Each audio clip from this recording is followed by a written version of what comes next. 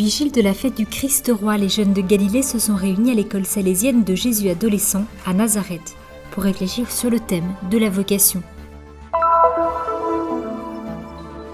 Dans l'humble chapelle du couvent des Sœurs du Rosaire à Jérusalem a été célébrée l'une des premières saintes arabes, réunissant de nombreux chrétiens de Terre Sainte. Jalal Kahleh, artiste palestinien, peint de véritables œuvres d'art sur du verre, un art unique en son genre en Cisjordanie. Les mosaïques du palais de Hicham à Jéricho seront rendues à la lumière pour quelques semaines. Il sera bientôt possible d'admirer une des œuvres les plus importantes du Moyen-Orient. Entre Jérusalem et la mer Morte, le désert de Judée a gardé pendant des siècles des trésors pour l'archéologie et des témoignages précieux de la vie religieuse dans la région.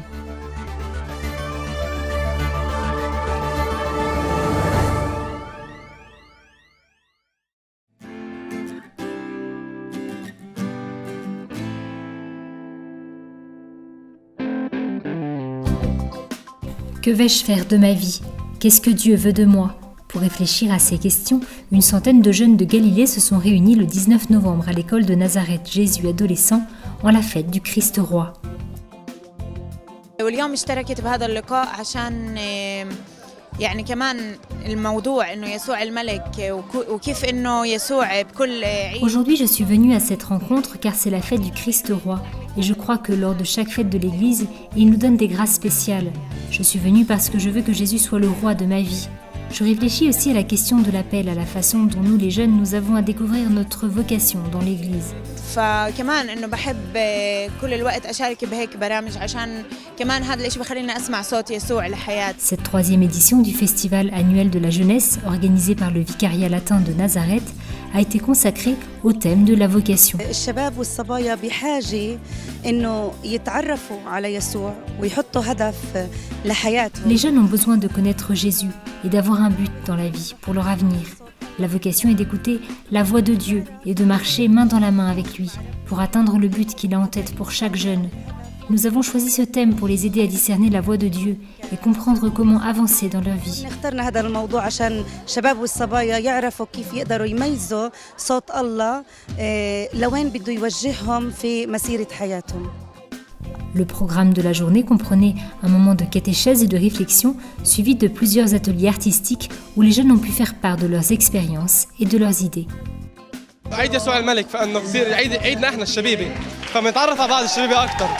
La fête du Christ roi est notre fête à nous les jeunes. Nous sommes venus ici pour nous rencontrer et avoir la grâce d'avoir Jésus au milieu de nous. J'ai essayé de donner plus que de recevoir. J'étais dans le groupe de danse et j'ai tâché d'aider les autres. Dans l'église d'ici, nous avons peu de vocations. La plupart des religieux sont des missionnaires venus de l'étranger. Nous avons besoin de plus de vocations au sein de la société arabe.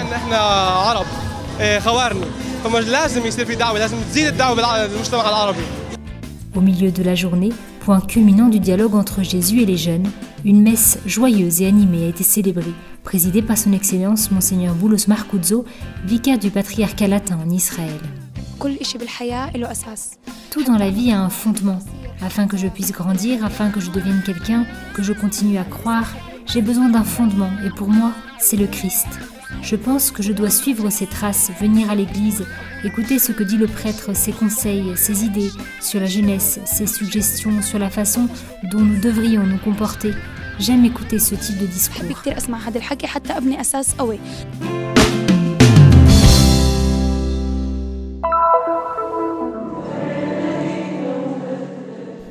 Un nouvel anniversaire est désormais inscrit dans le calendrier de l'église de Terre Sainte depuis mai 2015. Une fête dédiée à Marie-Alphonsine, l'une des premières saintes arabes canonisées par le pape François. La fête liturgique, qui tombe le 19 novembre, a été célébrée dans le couvent des Sœurs du Rosaire à Jérusalem. Communautés religieuses et chrétiens locaux ont assisté en grand nombre à la messe, présidée par l'évêque auxiliaire de Jérusalem, Monseigneur William Chemali, et le nonce apostolique, Monseigneur Giuseppe Lazzarotto.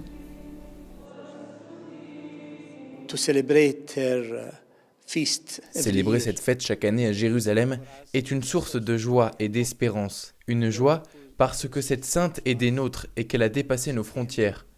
et une espérance parce que nous sommes appelés à vivre comme elle, à marcher à sa suite vers la sainteté. Son exemple constitue un excellent encouragement pour nous tous.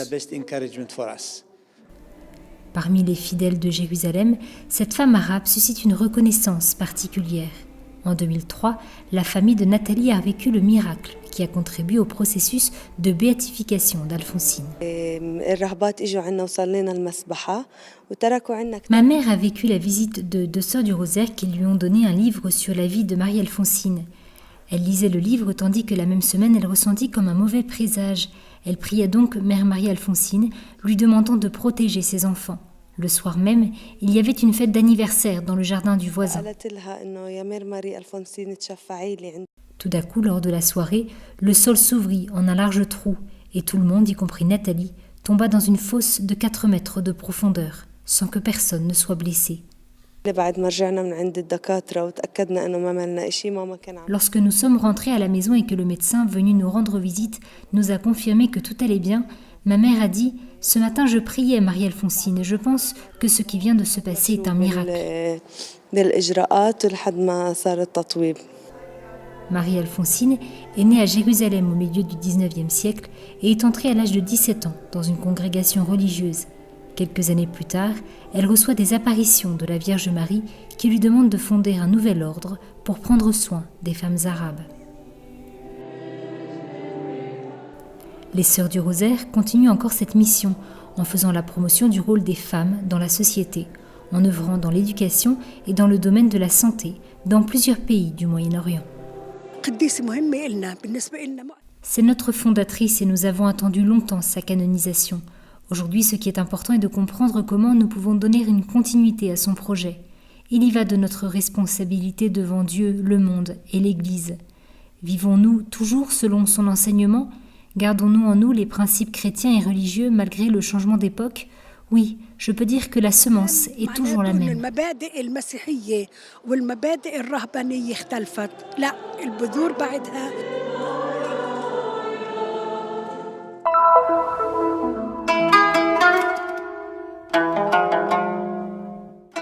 Avec des couleurs et un pinceau, Jalal Karleh, artiste palestinien de talent, dans son petit atelier de Ramallah, transforme de simples morceaux de verre en de véritables œuvres d'art, qui viennent ensuite décorer églises et maisons.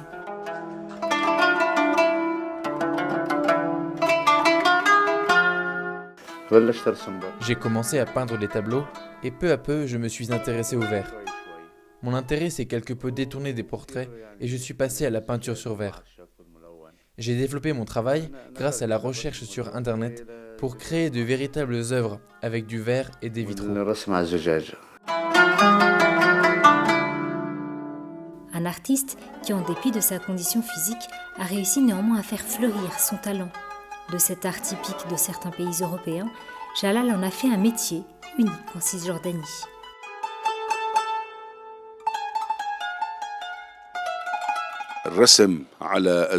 La peinture sur verre est un art très ancien, utilisé dans les églises, mais aussi dans les maisons pour les décorer. C'est un art qui remonte à peu près au Moyen-Âge. L'artiste collabore avec le père Jacques, curé de la paroisse grecque catholique Melkite de Taïbé, pour imprimer sur ces simples morceaux de verre des dessins d'art sacré. C'est ainsi qu'à travers son art, il donne vie à des œuvres où la matière, la lumière et la couleur deviennent instruments pour transmettre le message de l'Évangile. Jalal Karleh est un vieil ami que je connais depuis plus de 25 ans. Nous collaborons ensemble. Je lui donne les dessins et il les met sur verre, de telle sorte que cet art puisse aider à la méditation ainsi qu'à la prière.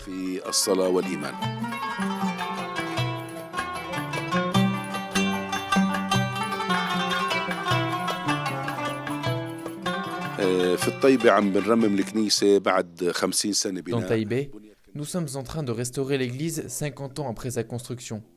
Et nous avons donc décidé de changer les vieux vitraux avec de nouveaux, avec des représentations qui symbolisent notre foi chrétienne.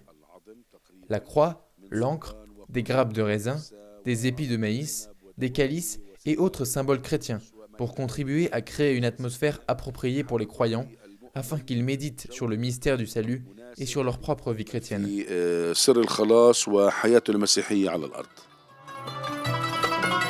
«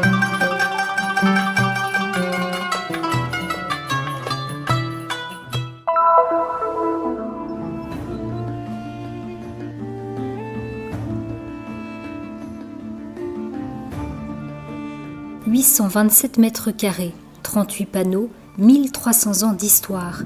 Un casse-tête numérique qui décrit seulement une partie de la magie et du mystère des mosaïques du Hicham Palace à Jéricho.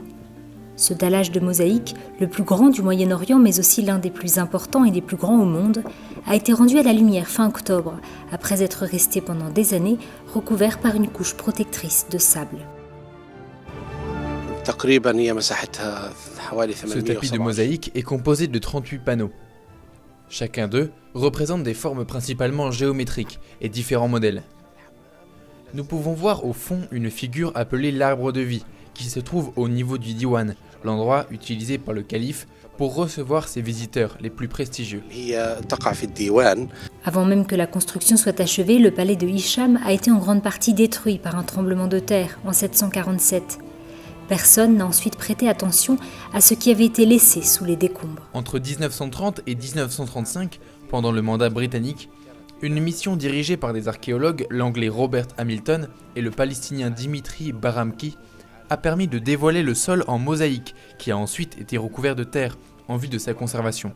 En 2001, le ministère du Tourisme et des Antiquités de Palestine a entrepris des travaux de restauration et d'analyse.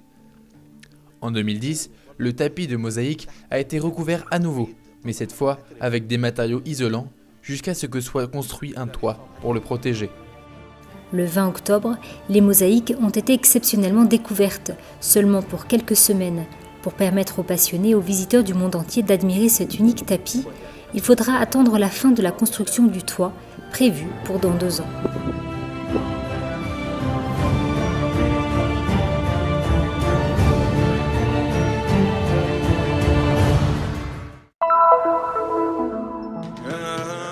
Un endroit loin du bruit de la ville, propice à la méditation et au silence.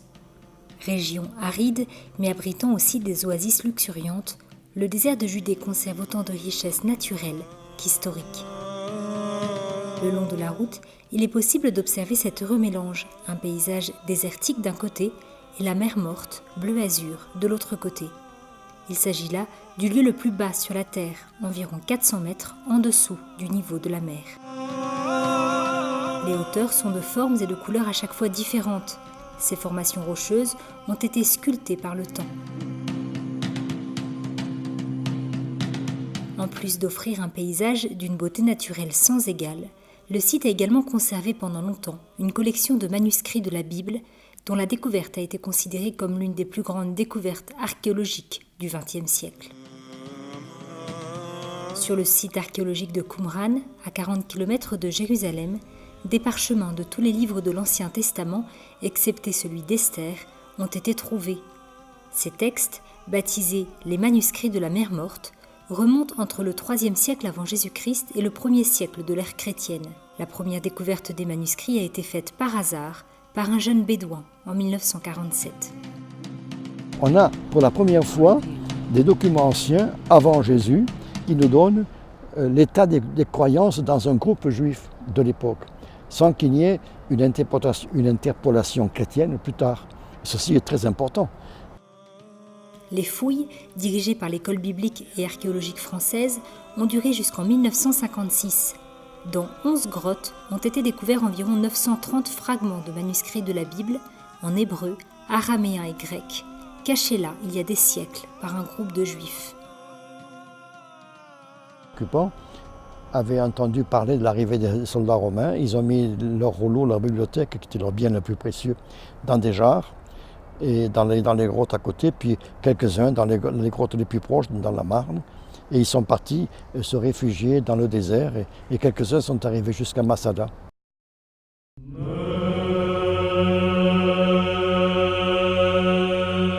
En plus d'avoir préservé ces rouleaux pendant des siècles, le désert de Judée a conservé quelques chapitres de l'histoire de la vie religieuse. De par son caractère isolé, le lieu a continuellement attiré les moines et les ermites qui voulaient se consacrer à une vie de contemplation. Dans ce désert se trouve notamment le monastère de Mar Saba. Construit au IVe siècle, il s'agit de l'un des monastères les plus anciens au monde. Silence and solitude gives you possibility to leave the vanity of the life. Le silence et la solitude nous donnent la possibilité d'abandonner les vanités du monde et de se concentrer sur les choses vraiment importantes. Sufferings of people, death, La souffrance des personnes, la mort, le jugement, le salut. En toute sincérité, je peux vous dire qu'en quittant le monde, en vivant dans le désert, nous nous sentons plus à l'écoute et plus proches de l'homme que ce que nous pourrions vivre si nous étions dans le monde. connected and closer to our people than we were in the world. Le monastère construit par saint Sabba observe encore d'anciennes traditions. L'une d'elles est l'interdiction d'entrer aux femmes, qui ne peuvent entrer que dans ce que l'on appelle la tour de la femme. Ici vécut saint Jean Damascène, docteur de l'Église, qui a apporté les bases de la théologie chrétienne.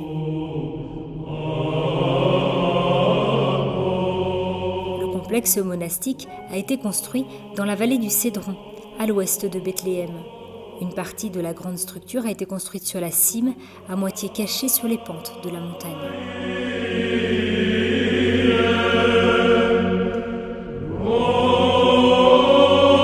Sometimes I hear that kind of opinion that Parfois, j'arrive à penser que les moines fuient le monde et ne vivent que pour eux-mêmes, déconnectés de la réalité.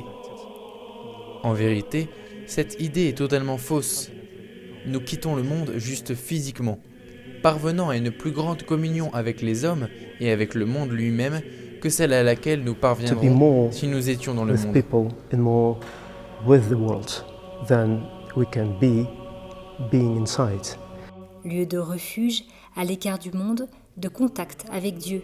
Les collines rocheuses et désertiques de Judée attirent toujours aujourd'hui les regards des touristes et des pèlerins, avec ses paysages magnifiques et ses trésors d'histoire et de spiritualité.